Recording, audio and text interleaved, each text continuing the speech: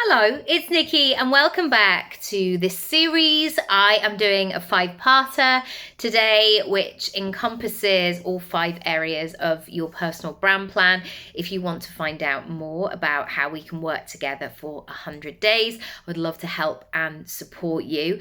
Today is stage 1, part 1, and it's all about planning. Now, you will see from the title, I want to give you a reframe today.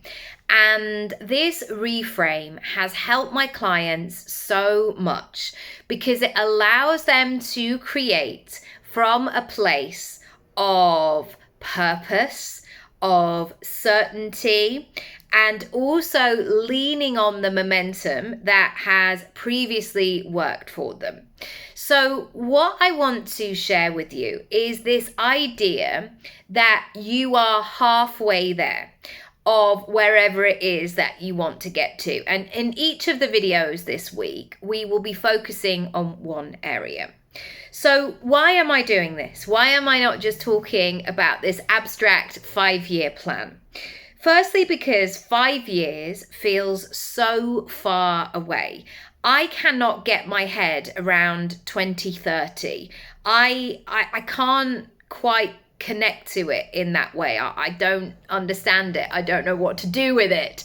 And so if I can't connect with it in that way, it's not a great place to build to or from. And for me, I like a timeline. I'm a very visual person, and I like to have be in an engagement with it, in a conversation with it. The second thing is, when we say things are on our bucket list or they're a 5-year plan, I think that they're really floaty often. And people will say it because it sounds quite impressive to have a 5-year plan. But often there isn't that substance to it. There isn't that daily action. There isn't that strategy. There isn't a sense of who you might need to become in order to make that a reality. Now, there are some people who say at 40, say, my bucket list is to do a bungee jump. Well, that person who they are at 40 may not even go to the end of the road, or be somebody who's like, I hate exercise. And often with that bungee jump, it's like, well, you have to be in a good bill of health before you can do the bungee jump. So what makes you think just putting it on a bucket list and saying, oh, I'll do that when I'm 70 and not do anything in between, what's to say that you are actually going to be ready for that thing? So therefore, it's just a floating idea. It's just a dream. We have to marry that with action. I also want to help you to lean on the momentum. Sometimes when we say, right, I'm starting my 5-year plan, we feel like we are starting from scratch. And when we're starting from scratch, it can feel really demotivating really quickly. There's that worry within us, like, is this going to take ages before I even see a little sign that this thing is on its way? And so if we think, okay, for the last 2.5 years, we've been building and moving and learning and undoing and experimenting and failing and succeeding. That is quite a lot of us, a lot of momentum to propel us into the final thing. And it's always that moment with the marathon. I've watched the London Marathon for many years now. And for lots of people, when they reach that halfway point, which I think is just like going over Tower Bridge, that feels going from South London to North London, it's like, whoa, I did that. I've got it under my belt. It's amazing how that momentum can carry us. Finally, it's also going to help you use that data and make the changes. So you're not building on floaty foundations. You're really tuning in with the reality and not just hoping and wishing. Again, that when people start something new, they forget that they have so many different pieces already that can support them into this next chapter. And the only thing that you need to work out is how you work out best.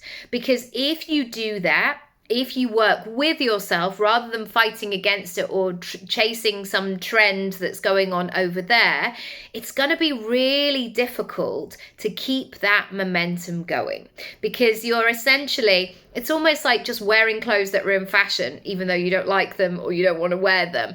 If you can lean into the things that make you feel good, it's going to have that knock-on ripple effect. So here we go. Let's get into my notes. Number 1, I want you to do the dates. I want you to go back 2.5 years and work it out exactly. And I want you to fast forward 2.5 years. So you are truly at the equator. You are in that moment where half has gone and half is still to come. Secondly, I then want you to investigate. Now, investigating going forward is actually kind of visioning and planning and thinking and creating a wish list or a to-do list. But what we can do is really investigate what has been going on. So you might want to grab a piece of paper and do a big circle and put it into segments. And this is called the Wheel of Life in coaching. And you might want to look at health and well-being, for example, business and career success. You might want to look at money and finances. You might want to look at friends and family. You might want to look at health and well-being. Have I said that? Yes.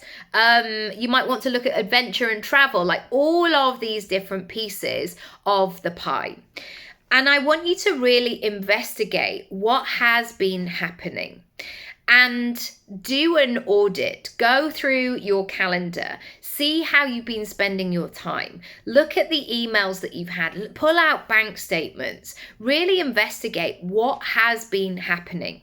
So often I think we're just blindly going through life or hoping that tomorrow will be better. But there's so much evidence within each of us that we can use to move forward. Number 3. I want you to think about what is next. So in your head, you might go, this feels like a 5-year plan. I don't know if I could do the same thing in half the time. In 2.5 years, could I really do that? Firstly, I want you to be open to that possibility and really consider where next. What is your ideal version? What's going to make you feel really good? And often when we think about goal setting, we think about the external things or the big pieces of news, like I want to buy a bigger house, or I want to get a book deal, or I want to turn over a certain amount of money in my business. And those big things are great. But I tell you what, yesterday evening, I made a roast dinner for my family and we sat around and we had a very chilled, cozy Sunday night and we ate it and everybody ate it. It's one of those things that everybody will eat. And when your whole family eat your food with no fuss, it's an absolute joy. On Saturday, we spent about 4 hours in the garden as a family. We were doing jobs, sorting things out. It's a totally different space.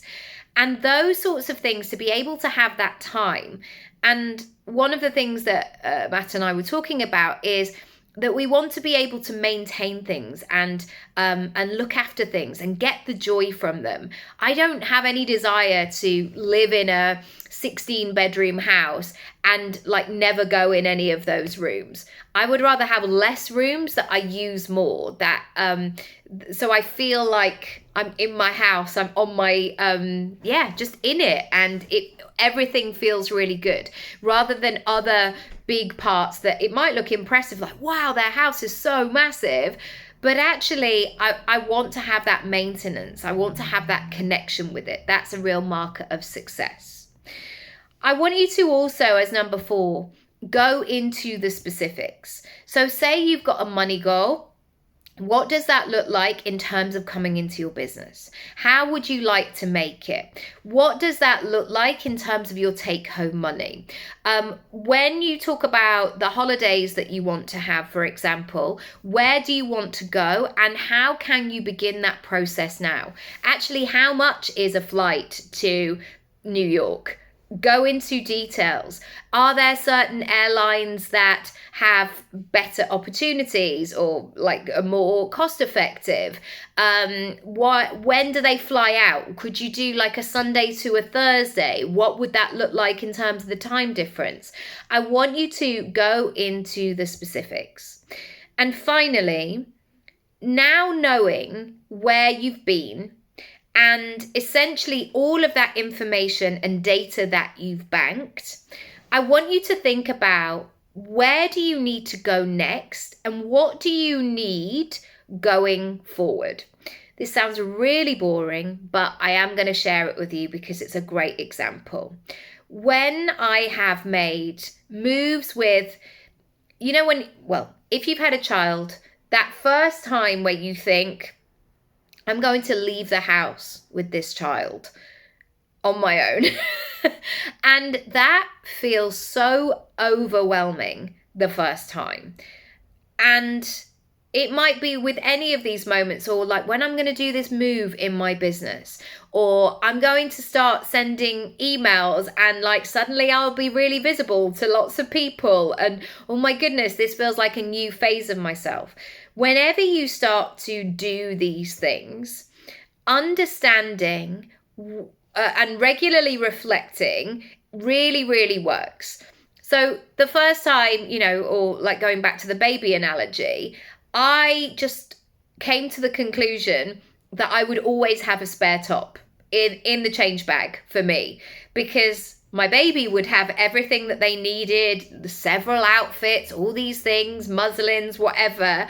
And yet, if the baby puked on me, or if I spilt milk on or whatever it might be, I was the one going, okay, so that muslin is great, but I think my halter neck days are gone where I'm just like putting a piece of fabric around myself.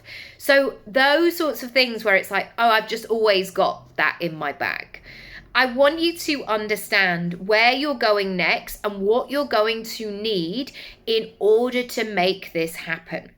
And I really noticed that in September of this year. My kids were older. I really felt, especially with my son, I was going into the next chapter of parenthood. And so therefore, what needed to shift? Therefore, what did he need from me? Therefore, what did I need to make myself more available for? And we know this phrase of what's got you here won't necessarily get you there. It's not just a phrase to say. It is something to actively participate in. So how has that landed today? I would love to know. I would love to find out more. And I'll see you tomorrow for day 2. If you are ready to make some mega moves, if you want to speed up this timeline, the clicks are coming out from 5 years to 2.5 years. Let's go. Let's work together for 100 days inside your personal brand plan. I can help and support you every step of the way. Lots of love, and I'll see you tomorrow. Bye.